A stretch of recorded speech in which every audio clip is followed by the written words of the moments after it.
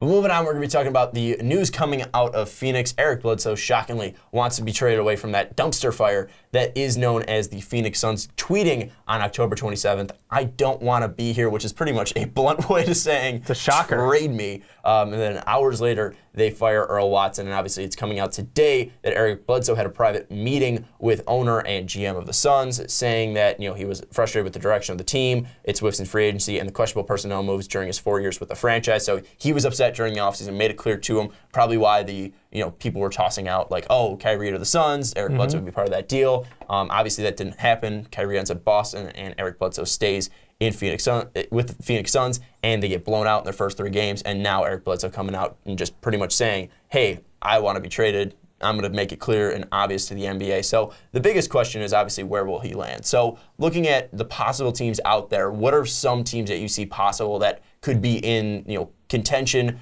to acquiring Eric Bledsoe, that are probably in trade talks with the Phoenix Suns right now to acquire Eric Bledsoe? I mean, the ones that kind of jump off the page to me are the Milwaukee Bucks and the Cleveland Cavaliers. I know there's a Moutier deal that was tossed out there potentially for Denver, but there hasn't been a ton of follow-up on that one. But that's the only one that has come out. The Bucks deal was rumored to be something along the lines of like Brogdon, Henson involved, maybe a first round next year. And Rowe's name was tossed out a little bit. Like, they're not really sure. It seems like the question is it just Bledsoe or is Tyson Chandler a toss-in to balance out some contract work?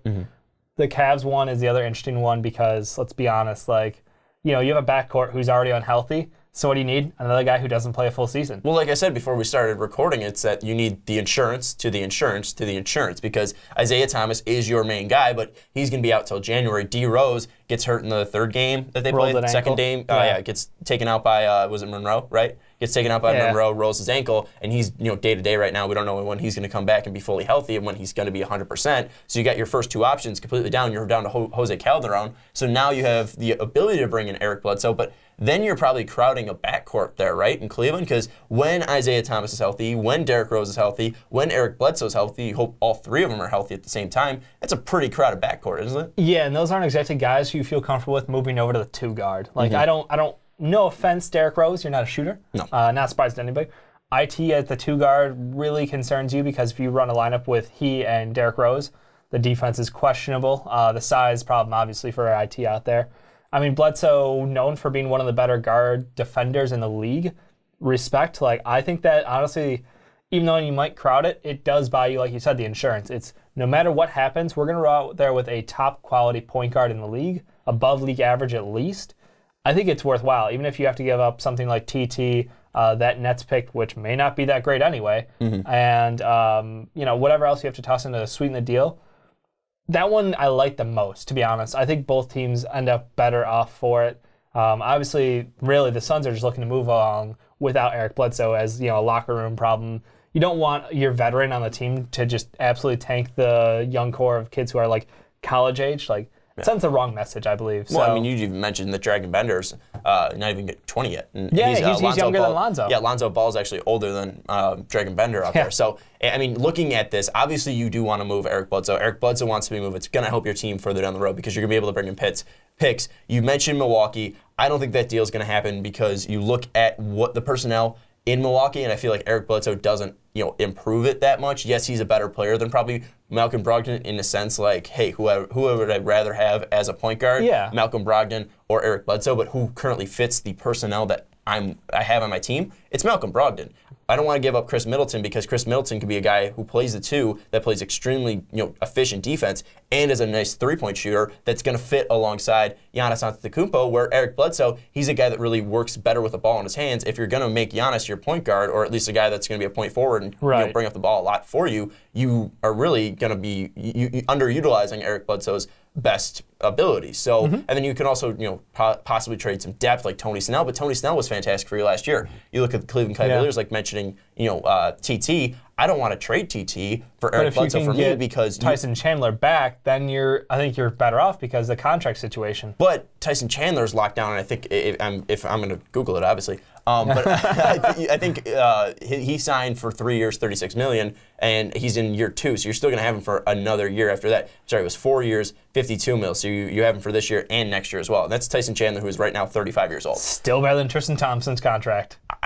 But Tristan Thompson's already younger, has been playing with this team, and while it is a better contract in a sense right now, I disagree with that because Tristan Thompson's still younger, he's more athletic and knows the system, where Tyson Chandler could come in and with his age, he could go down at any second. Tristan Thompson is at least more reliable out there. He has been, but Tristan Thompson's been nowhere. That's the problem. Like, I get it. He has youth on side. He also has the athleticism. Absolutely, won't argue that. Tyson Chandler's just been consistent, period. As a center, he's nothing flashy. He gets the job done, and I think he brings a level of defensive toughness that honestly they're missing because Tristan Thompson isn't there. The whole thing is Tristan Thompson's a liability right now, so you have to put Caleb Love. You're not making the move for No, but I'm Tyson saying it's Chandler. a bonus. But I don't think it's enough of a bonus to say, hey, here goes the first-round pick that we got just in case LeBron goes. Even though you can mention that Brooklyn right now is 3-2, it doesn't matter what Brooklyn currently is. Brooklyn can play hard as much as they want. They don't have the talent to they give up match with 130 most a game, NBA. it's going to be a problem. Right now, we'll talk about the Nets a little bit later in the podcast. But right now, the Nets aren't a for-sure thing, and the Nets can easily go back to a bottom-5 team. So I don't feel comfortable giving up Tristan Thompson, a guy that is much younger than Tyson Chandler, about 9 years younger right now. And yes, you could talk about contracts, you could talk about all of this right now. I feel like they're very similar players in a sense that, yes, Tyson Chandler's going to bring different pluses, but also Tristan Thompson's going to bring different pluses that Tyson Chandler cannot bring, where Tristan Thompson's been a guy that has been super healthy, has played 82 games for 4 straight years, and then last year only played 78, but then again, you just have to rest guys at some point, so that was more of a rest thing, where Tristan Thompson's been very reliable, where Tyson Chandler's 35 years old. I don't really see that working out, because if TT is going to be one of the biggest catalysts there, I don't feel good enough bringing in Tyson Chandler and Eric Bledsoe, especially with the backcourt situation already, where, like you mentioned, none of the guys currently playing one for Cleveland in IT, who's too small to play the 2, D. Rose, who's not healthy enough and isn't a big enough shooter to play the 2, and Eric Bledsoe, who has the same problems as Derrick Rose, but is a little bit smaller than D. Rose. He's a better shooter than D. Rose, though. But even then, he's only shooting like 37 in his best season from 3, and he sits around like, I think, 35, 33% in his career from 3. So he's not a guy that's going to be knocking down threes consistently for you, and especially at that 2-guard position where you already have a ton of guys carrying the ball. I mean, you move LeBron to play the point guard, obviously, because of the injuries that are happening, but still, you have the best basketball player in the world who can bring the ball up for you. You don't need another point guard. I feel like you're just throwing away picks there. You're throwing away assets that you can actually get to help your team. Maybe a different player for Tristan Thompson and upgrade it. Maybe if Boogie is a guy that's going down, you can look for possibly bringing in Boogie in later on the season instead of bringing Eric Bledsoe in, who I feel you don't need. I feel like the team that really should be going after Eric Bledsoe right now is the Denver Nuggets. You look at what they have out there, and obviously Jokic is a guy that brings out the ball, but if you're able to keep Jamal Murray and get rid of Moutier and Fareed, I feel like that helps both sides, both the Suns and the Nuggets, extremely well, and I feel like it's the best trading asset out there for them. I mean, that's a bold call. I see what you're saying. I mean, Moutier has, up to this point in his career, been a disappointment, I think. I don't want to label him a bust yet, but it's just been a little disappointing, his progression.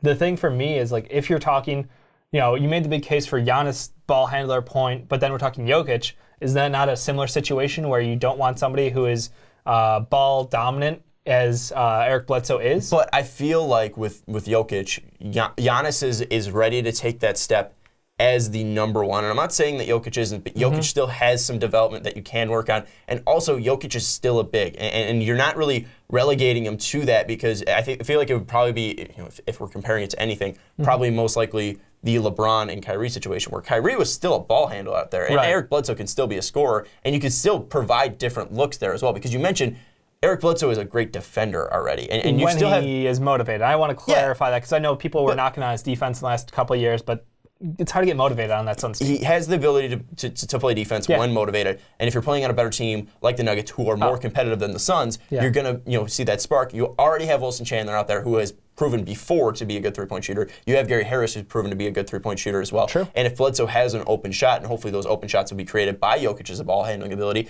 that's going to add the scoring. And then also, Bledsoe gives you a different look where you can run pick and rolls with him and Jokic. You can run pick and rolls with him and Millsap. You can open up the space a little bit more, and you're going to provide different looks. Then, all right, Jokic's bringing up the ball. You can see what they do with when Bledsoe has the ball. And I feel like Bledsoe can add that, where Moutier sitting on your bench right now, he's not a part of your future because you have Jamal Murray already, and he's pretty much your point guard of the future. And even then, I don't think they're even sold on Moutier. I think they drafted him, and I think it's pretty much been a lost cause right now. He needs a change of scenery. Yeah. So that's going to help Moutier. That's going to help the Suns as well, because you're getting a young point guard who's still very, very young. I think he's still under 22 years old. And Moutier, while he hasn't shown anything in the NBA so far, I feel like he could show that at some point. And playing on the Suns, it's a lost cause already. So what's the worst that he could do? There's no better way for him to spend time, yeah. Exactly. And then you look at Fareed. Fareed's going to at least bring energy to that Suns team. He's at least going to bring a different level. They're a little crowded at power forward, but it's still coming off the bench, or even starting and bringing in different looks, keeping guys fresh.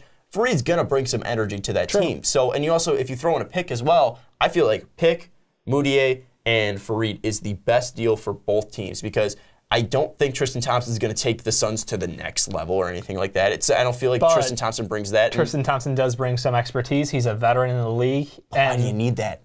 Because you already have Tyson Chandler. Because Tyson Chandler's more Tyson of a veteran. Chandler is a 7'1" center. Tristan Thompson 6'9". I mean, there's a difference in what they can do for you. Tristan Thompson athletically matches up better with the quick style pace that the Suns like to run. He does, and I think he fits the window a whole lot better. Like, Tyson Chandler's been a fantastic vet, but you put a 7'1" center on the Cavs. I know I'm going back to the Cavs a little bit here, but like I just see that working better than I see that transition. And I know it's a Bledsoe trade, but this is just bonus for both teams that you get to swap out centers. You get an athletic, younger guy who, we've seen when he's motivated, he dominates the boards. He plays up for big games in the past, and he fits their window better. And Eric Bledsoe is literally, Baby Bron was his old name. So I just think that LeBron has been the primary ball handler. Like, the big concern is when he's not on the court, how hard do they fall off? And it was dramatic in the past. So he kind of helped curves that drop off. And I get what you're saying about the crowded backcourt. I just think it's worth the risk, because worst case scenario, you have too many good players and you can run small ball lineups, and everybody's shooting percentages go up by playing on the Cavs. Like, it's a natural buff. You have Isaiah Thomas, who's banged up right now and isn't going to play until January. You have D Rose, who, as much as I love playing him, and he's on our fantasy team and our most valuable podcast fantasy basketball team, he's already banged up already. I know it was a freak thing. It wasn't like he tore anything. Yeah, he rolled his literally got ankle, clotheslined, and then. But still, he got hurt. He's not playing because he's banged up. And you're talking about Eric Bledsoe, a guy who's consistently been banged up throughout his career. So I just feel like not only do you have guys with talent, you also have guys with injury worries as well. So, hey, what if Isaiah Thomas doesn't come back fully healthy and he's not able to play? What if D Rose gets hurt again? What if Eric Bledsoe re-injures something? I mean, this is a guy that hasn't played over 80 games since 2014, 2015. Yeah, and Eric Bledsoe. It's been a bit. I mean, this is a guy that hasn't been able to stay healthy. I don't feel like crowding a backcourt with unhealthy guys is going to help your team become that team to beat the Warriors. I feel like you need to take your assets and use it in a better direction. The one thing I have to say, I like the Nuggets idea, and the other thing it also helps is their transition game. Yeah. Bledsoe in transition is a much needed improvement, and that would make them much more dangerous. I'm leaning towards that as the most likely trade. I just think the fit-wise, I would prefer something like the Cavs, because I want to get this Cavs team as close as possible to competing at the highest level. And I don't feel like it gets to them. I don't feel like that trade, Bledsoe, gets him to that level. Yeah. And the outside one that actually has had the most talk was obviously the Bucks one. And it's weird, because I think both you and I agree that the personnel around Giannis right now is better than if you had to bring in Bledsoe and replace out somebody like a Brogdon who, there's only a 3-year difference between the two of them. Yeah. Which is crazy, because the amount of years that Bledsoe has played. Yeah, Rookie of the Year. I know. Last year. Asterisk that one, but... no, I'm just saying, like, one guy was the Rookie of the Year last year, one guy's Eric Bledsoe, who's been in the league since 2010, and there's only a 3-year difference. Yeah, and, I mean, Brogdon does have, like, I think it was a foot injury from way back, like, I think it was his, like, rookie year or his senior year of high school, but still, the thing is, like, his spacing is amazing, and his defense is pretty good. I think it would be comparable, if not a little worse, than Bledsoe when he's tryharding. The thing there is just like, do you want to break up that core of guys who are building towards something? And I would be leery about that. Yeah. The only way I'd pull the trigger is like if you got rid of like Monroe for some reason, and even he's kind of overperforming for my expectations. So. Yeah, I wouldn't. I feel like the Bucks wouldn't happen. I wouldn't do that if I think I'm the you're Bucks. Convincing me to the Nugs. Unless you get the right picks. Where is he going? Where's he going to land? Because he's going to get traded. They're not going to keep him around. Do you know what's weird? I almost want to say like he's going to none of these teams that we've mentioned so far. Probably. He's going to the Bulls. I think. Oh God, please. We're going to get like Ja. We're going to get vegan Ja and Eric Bledsoe to lead us to the future. No, I don't think there's going to be a find out yet. I think it's going to take another week to be sorted. Look, there's no rush. They're the freaking Suns. They're not exactly trying to win games out there. They're out there to let the young kids play. I get they already fired one coach. The assistant coach is going to ride it out for the rest of the season. It's not like they're going to pull the trigger on him too. So I think they wait and find a suitor. The problem is, like you said, you mentioned, and that got me thinking, is the Boogie thing. Is there's a timer on other guys in this league. It's not just Boogie. There's a couple other free agents or potential trade baits out there by the midpoint in the season. So I think they're looking for a great deal. They're not going to find it. It's going to take a little time for them to drop off, I think, realistically. I think that you're right. It's not going to be a team that we named. I feel like out of the teams that we named, Denver makes the most sense. I agree. Denver should go do it, but I feel like the Phoenix wants more than Moutier, Fareed, and a pick. So I feel like they're not going to come together because I don't think the Nuggets should give up more than that because you're trading for a guy on a contract that isn't really that favorable for a guy that hasn't played a lot of games in his career and a guy that is very limited. He's very good. He plays great, plays great defense when motivated, like you said. Good in transition. Call him limited. He was, a couple of years ago, he was fantastic. That was a couple of years ago. There's been a couple injuries since. A couple legs, couple knees. I worry about Bledsoe, and I just feel like it has to be the right team. And I feel like the right team, weirdly enough, might be like the Orlando Magic or something like that. I feel like out of nowhere, you'll bring a guy who's good in the pick and roll. You have Vucevic. You have a guy like Fournier to work off him. You can throw in Hazonia in there somewhere. But he's young. That's the thing. Is they have young players that aren't doing shit. So hey, give him some picks. It's give the him Suns' timeline. Yeah, that's what you go for. And I feel like Bledsoe fits more with the guys that are currently on the Magic. I feel like the Magic could be a team that weirdly enough could get it. So that's my thoughts. Those are Dave's thoughts. Tell us what you think in the comments down below. Where will Eric Bledsoe land? When will he get traded as well? Is it going to be something that once we post this video he's going to be gone, or is it going to be something like we wait 3 weeks until Eric Bledsoe is traded? So tell us in the comments down below.